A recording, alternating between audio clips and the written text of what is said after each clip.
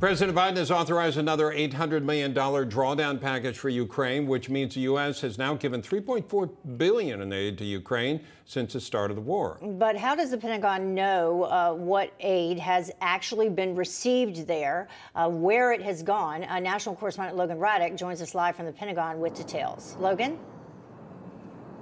Heather and Bob, those new shipments of this $800 million aid package will start arriving in Ukraine this weekend. We've already seen shipments arriving over the last several weeks. Now, in terms of tracking these, it's a little bit difficult for the U.S. once things get to Ukraine. The U.S. is able to track these shipments, according to a senior defense official, until they get to these NATO countries that border Ukraine, up until they get to the Ukrainian border. And then at that point, once the weapons enter Ukraine, it's Ukraine's responsibility to get them to the people who need them. Now, in terms of this $800 million drawdown package, here is what it includes: 72 howitzers, 72 tactical vehicles, and over 121 tactical drones. And while the U.S.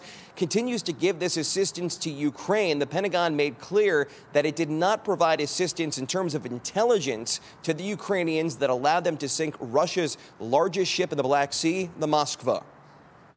There was no provision of targeting information by the United States Navy P-8 or any United States Navy P-8 flying in these air policing missions.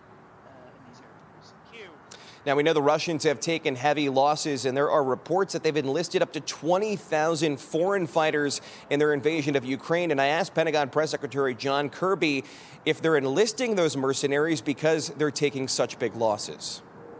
I can't verify the numbers. I just have not seen a number that we can independently verify like that. We do believe that the Russians have recruited foreign fighters. It is, I think, a statement of Mr. Putin's desire to bolster his manpower in response to the depletion of that manpower over the last 6 weeks.